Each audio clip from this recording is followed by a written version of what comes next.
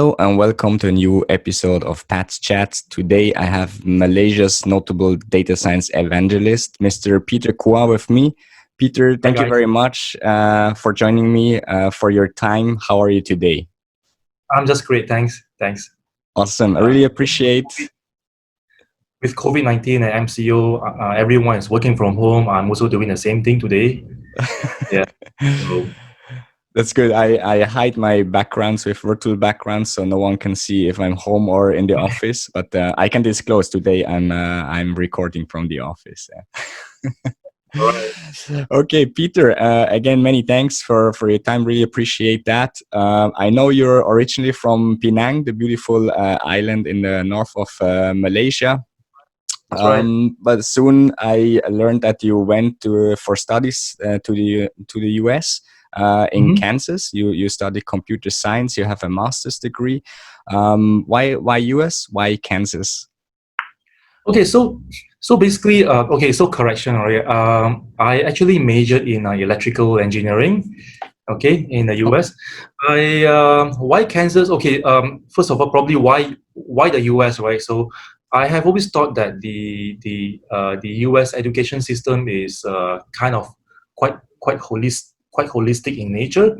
You know, you get a good mix of you are able to take a good mixture of subjects in the liberal arts as well as the ones that you really want to major in.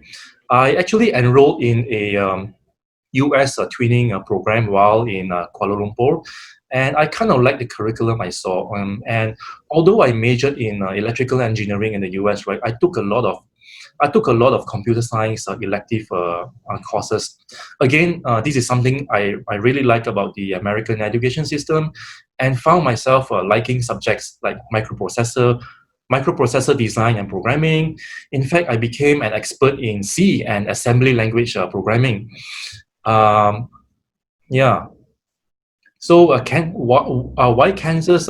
Actually, to be honest, I actually applied to be admitted into the aerospace engineering program in Wichita State. Uh, I guess a lot of you don't really wouldn't know that, but Wichita State has one of the top aerospace engineering schools in the U.S. oh, Uh, mm. but unfortunately, my family kind of talked me out of an aerospace major because they kept on saying that hey, what are you going to do when you come back home to Malaysia and all that. So they have a point. So when I got to the US, I changed my major to electrical engineering. Oh, I see. But your target was to become astronaut. Was that your your I dream? I I have always liked the idea of designing and building planes. So that's Oh, why okay. I Wow. really went into aerospace engineering. Yeah. hmm hmm That's interesting Yeah. because we just discussed recently. I mean, the aerospace business or industry is growing in Malaysia. Hmm. So maybe some years ago that was not the case. Maybe today it Yes, would be an interesting topic also.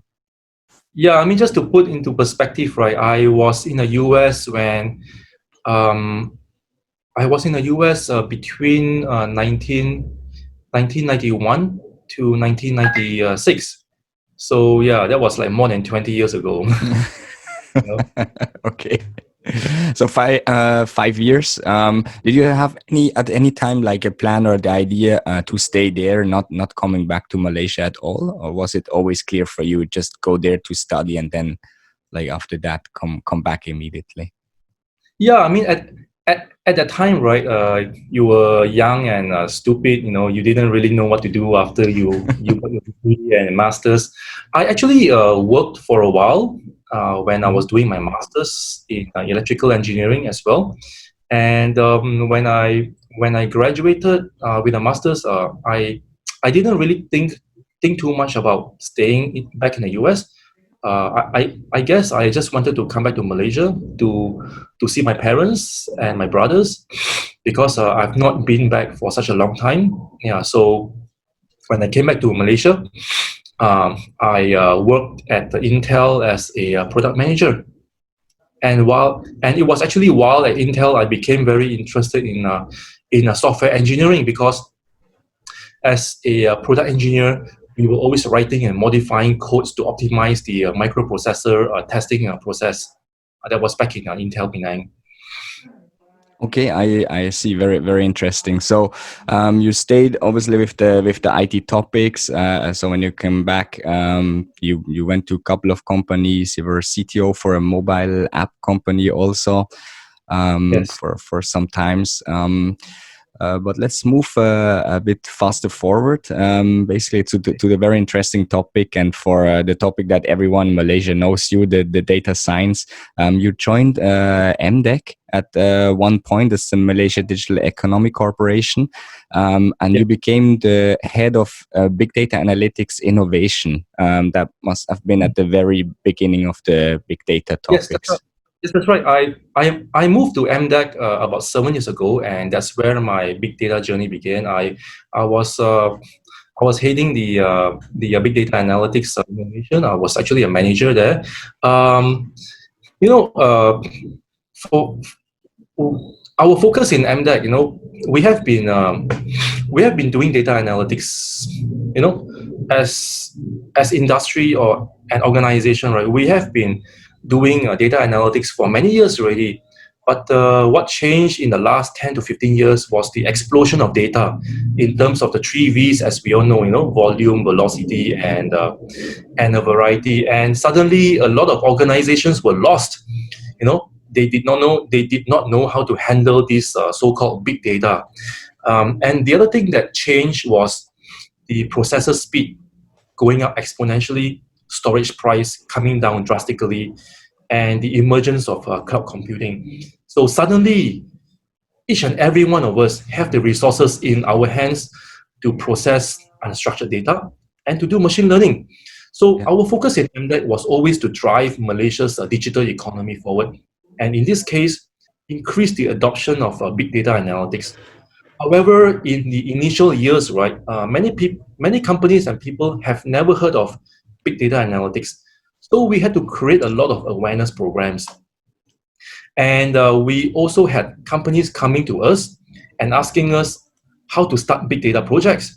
And we went back to the drawing board, and we provided them with a strategy and a framework for doing so. So that was actually pretty much my role in MDEC. Yeah, before moving on to the next company. Yeah, yeah. So basically, you help to define really the big data framework in Malaysia. That was. I Yes, that's right. That's right. So in MDEC, that was actually where we work on the first national big data framework. Mhm. And we we found out something that was actually very interesting.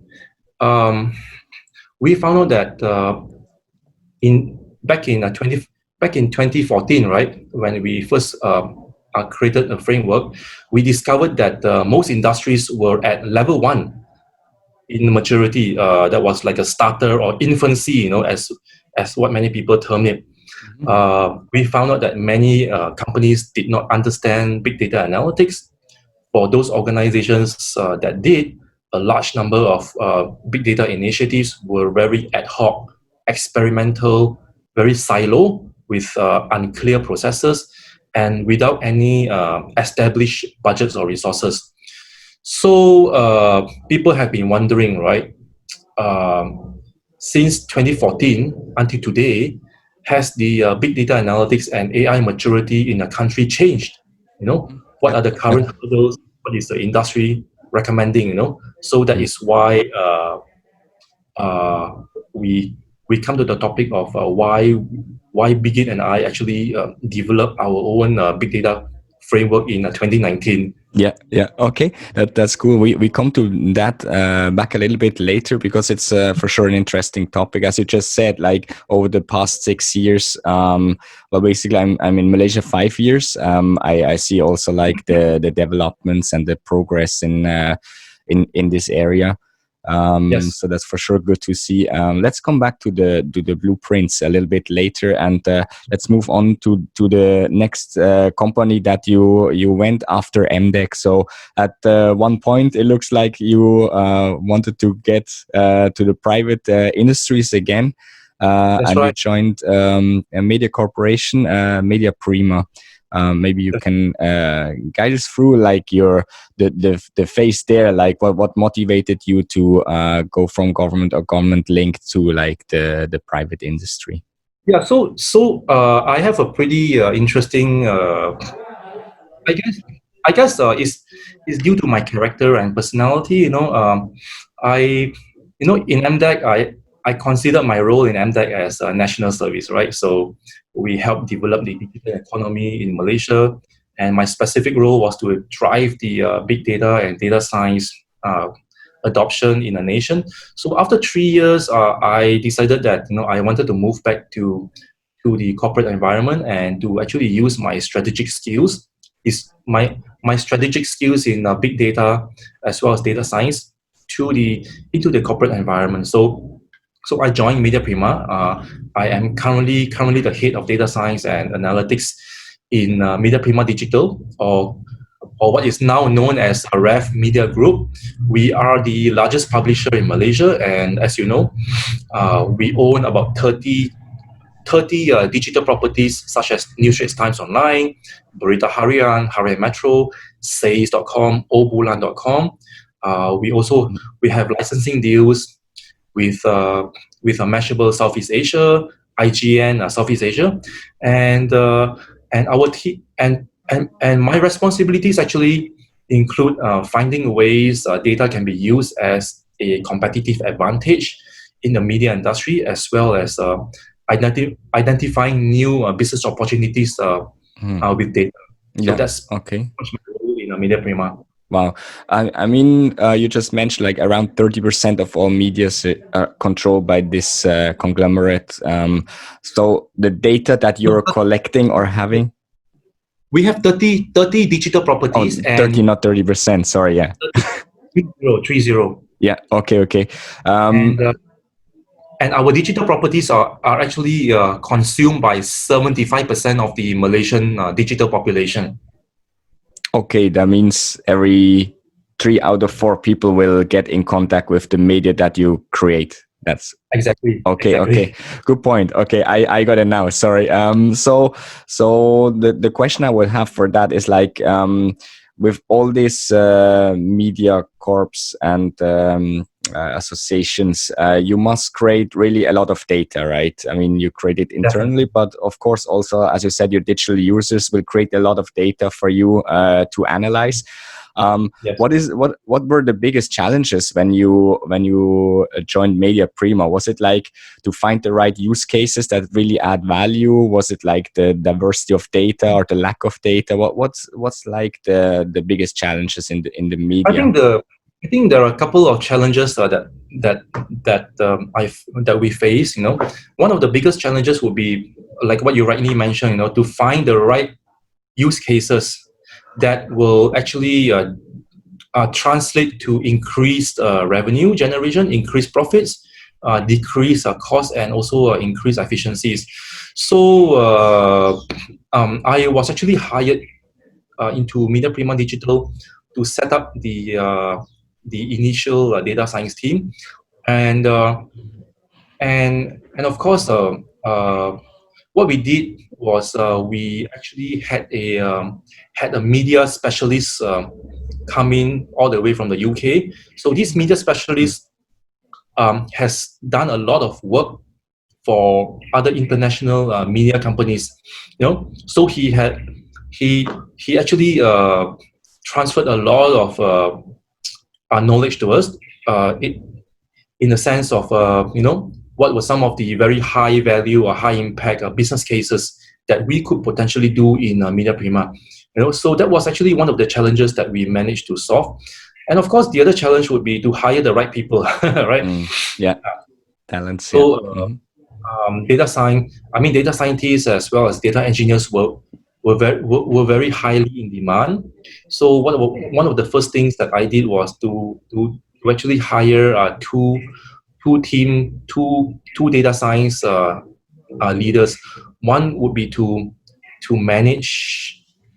Sorry, yeah. So they were supposed to be very hands-on.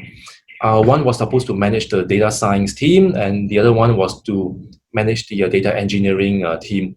Mm-hmm. So with these two guys, right, then we could actually start to hire more junior level data science and data engineers, and we and then over the next few months, right, we began to mentor them and to actually upskill them uh, to actually work on the use cases that we have Mm-hmm. identified Yeah. with the respective business units or Mm-hmm. divisions in Media Prima. Yeah. Okay. Interesting. Yeah. So can you share like maybe one or two really awesome, exciting use cases that you built within Media Prima and how maybe users also benefited from that?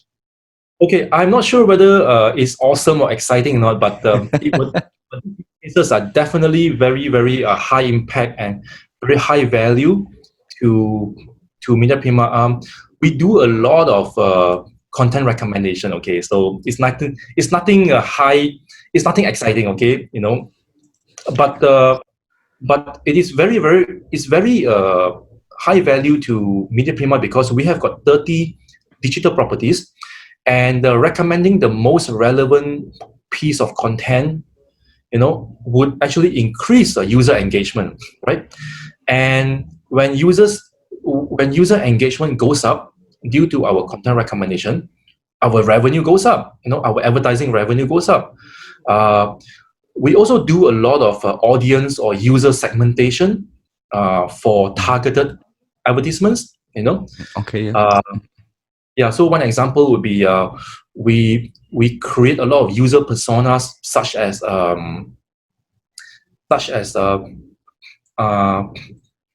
uh, people, for example, people who, sorry, sports lovers, sports lovers, people who love Kit Kat, uh, mothers who love yoga, mothers with kids, and all that.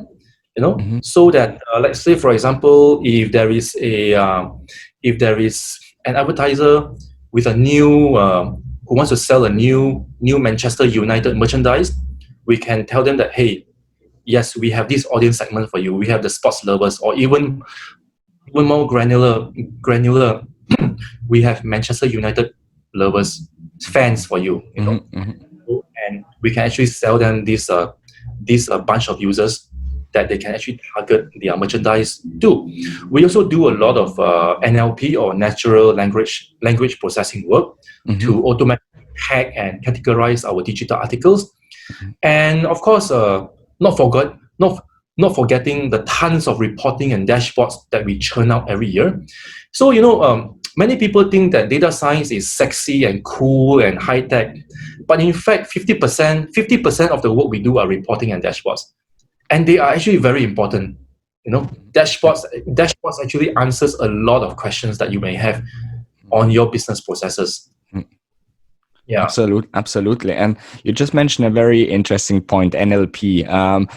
Funnily, I had last week I had a discussion with someone about NLP and why it was so difficult in Malaysia to really have a good program to understand the NLP, right? So, Hmm. is there anything like you develop by yourself to overcome that challenge of the Malaysian language, or let's say the Minglish, or like the phenomenon that like in Malaysia people speak many languages, and sometimes they just mix the languages. They use a lot of shortcuts also, so your system can Yes. understand what people really are talking about. This is actually a very big NLP challenge, especially in Malaysia, where you have multiple languages spoken and also multiple cultures, right? Like what you said, right? Let's just take a look at the Malay language itself. First of all, NLP works very well if you have a lot of data. For example, in the English language, right? You you have a lot of data that you can train the NLP on, but with the Malay language, we even though Malay is widely spoken and all that, but the Malay written, the kind of text that we can get, the kind of digital text that we can get, is still not enough to actually train the NLP. Mm-hmm. Especially if you're talking about the slangs in Malay, right? The shortcuts, the acronyms, and all that in Malay is it's actually very very difficult to train the NLP system. And there have been a lot of R&D done by people like TM, Telecom Malaysia R&D, people in MIMOS, and also in the universities. Mm-hmm. So in Media Prima, right, we don't do this kind of hardcore R&D. We tend to actually use whatever R&D results that they have actually done to categorize and to tag our Malay articles. The other challenge that we see globally is there are actually new words, new brands, new products that are created every day. And there is no way that an NLP can automatically recognize Mm. this new product and Yeah, tag correct. it accordingly, right? So Mm. there has to be human or manual intervention at some point. Okay, I understand. Yeah. So it's Yeah, maybe the interaction between the machine learning algorithms and then still the human that helps basically the system. exactly, Okay. Okay. exactly. Very I mean, interesting. you look at Google's image recognition, right? Mhm. Google actually hires a lot of companies to actually manually tag the image. And there's exactly, there are a couple of companies in Cyberjaya Mhm. that actually does the same, does exactly Wow. this thing, manually tag the images. Wow. Yeah. Okay. That's interesting. Yeah. Okay, interesting. Thanks a lot for sharing that, Peter.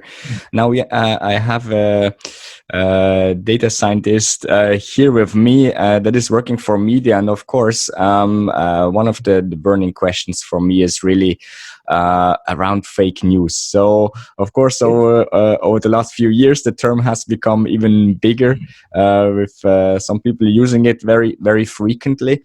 Um, Mm.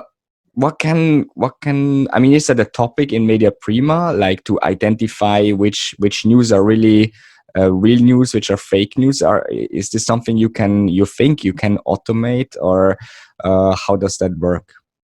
Okay, so within Media Prima, we don't do any analytics on fake news because, as you know, Media Prima is a conglomerate of, and we actually publish real news. Okay, so one of the things that people like about our digital properties is our news are credible. Okay, so people always refer to Media Prima as the source of truth.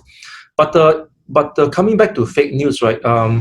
I have actually done some reading on it a couple of months ago, and yes, it is actually possible to detect fake news using AI. Some of the AI algorithm compares similar articles to check if the information is true and matches it with reliable sources. Okay, some other algorithms will actually look for differences between the title and the content to identify articles that that are clickbaity articles. So far, I think some of the best AI algorithm, right, actually guarantees or promises up to 92% accuracy in in detecting fake news. Wow. Okay. So and the thing is, it is just like our email spam filters, right? It is Mhm. actually quite impossible to promise 100% fake news detection, because the creators of fake news, right, will keep on evolving, Mhm. as the AI algorithm evolve, and these fake news creators will figure out what will trigger these algorithms, and they will find ways to avoid these AI algorithms from Yeah. triggering. Of course, Yeah. it's a constant fight, right? Who has the better algorithms? Yeah, yeah. I just wanted to clarify one point. I didn't mean to say Media Prima is like publishing fake news. And that's not what I said. No, no, no, no. Of course. Yeah, totally understand. It was more like the question as you just explained it. Like how can you make sure also that well, your media remains a trustworthy resource, because of course a lot of content you will create by yourself, but I Yeah. assume also a lot of content you getting from other medias, maybe international ones. So I think yeah, it's an important topic to see also and verify. Like Yeah. So although we don't actually do research on fake news, we we are starting to actually do a lot of research on the on brand safety. You know, so what I mean by brand safety is advertisers, right, do not want to advertise their products on on on articles that are deemed to be not brand safe. Like for example, car accidents. You know, articles on car accidents. You know, some advertisers do not like to advertise next to it. For example, a lot of advertisers during the MCO and COVID, right? They do not like to advertise relating to COVID-19 bad news. You know, so we actually use a lot of data science techniques to actually identify, again, is proper tagging and categorization of the articles, and of course we also use we would want to use image recognition, like say for example, if this article if this article comes with a really horrible image of an accident, you know, or or a person committing suicide, for example, yeah, we will actually prevent the advertisement from showing up in that article if oh, that I see. the advertiser actually specifically tells us that they want their advertisement to be brand safe. Yeah. Understand. That's it's an interesting term, brand safe. Yeah. Hmm. Okay, cool. Awesome. I think you could share many more use cases. What you did, what you're doing currently in Media Prima. I think I recommend to connect with Peter Kwa in both LinkedIn and Facebook, where you have your profiles, and I think you're happy to discuss certain use cases or well, just answer some of the open questions also. Yeah, sure. Um, I'll yeah. be happy to. Also, an interesting fact we have to discuss quickly, or I wanted to mention, because that is I think that is how I first came across your profile. That were the platforms or the communities you were building around big data in Malaysia. You owned the Asia Data Science platform, which had more than 15,000 users, which later you sold. But currently, you have the new project, which is called Big Data Malaysia, which has also groups in Facebook. Maybe you can quickly explain what it is about, how to reach out, and what is your target with this group. Yeah, so the history of Big Data Malaysia is the original founders of Big Data Malaysia, Sandra and Daniel, right? They actually built this Facebook group up while I was still in MDEC, and the intention of this group was to actually it's actually to serve as a community for Malaysian organizations and individuals who were interested in data science and big data, uh, as you know, to look at some of the to actually share the events that were upcoming, you know, in big data, share some of the hackathons, share some of the face-to-face meetings that they were planning to, and of course to develop and nurture big data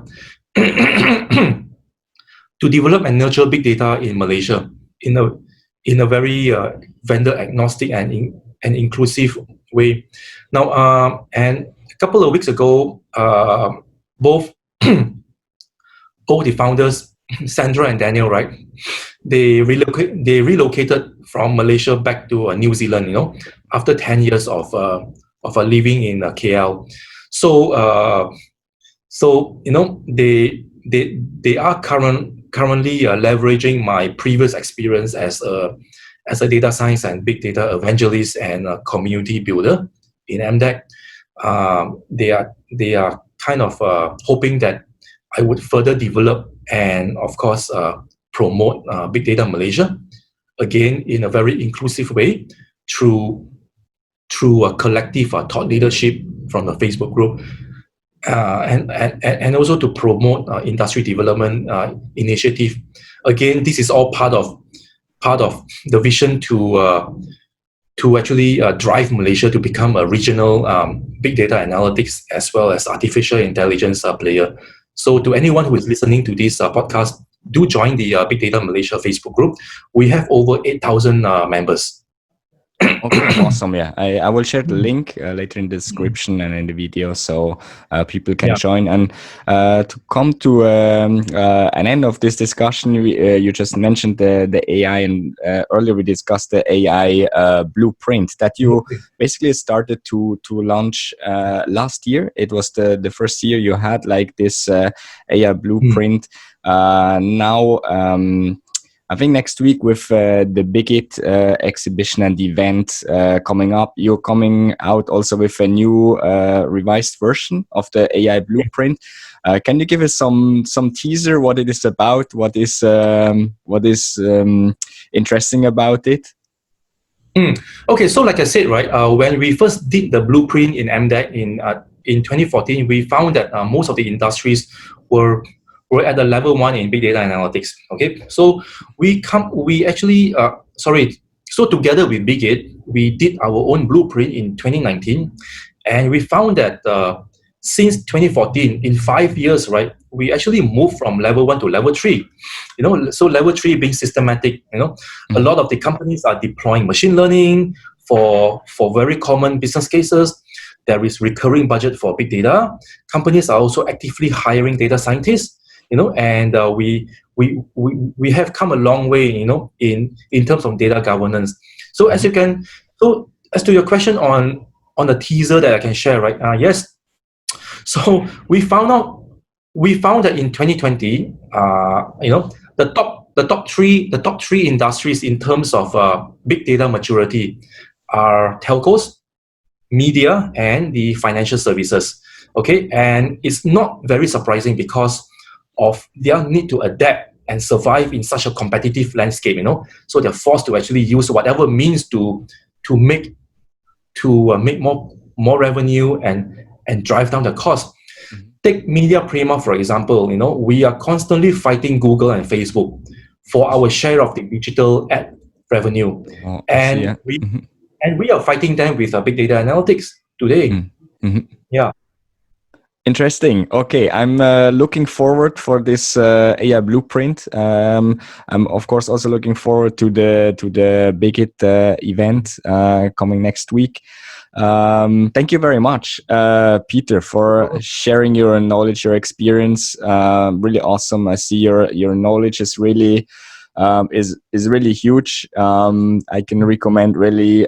Please follow Peter on Facebook. Join the Big Data Malaysia Facebook group, and yeah, I think that's it for today. Thank you so much for your time.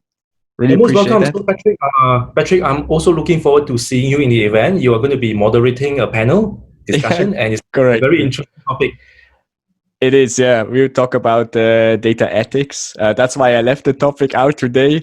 But for those interested, next week, I think maybe still some seats available, virtual seats. And also happy to see you there, Peter. Again, thank you very much for your time.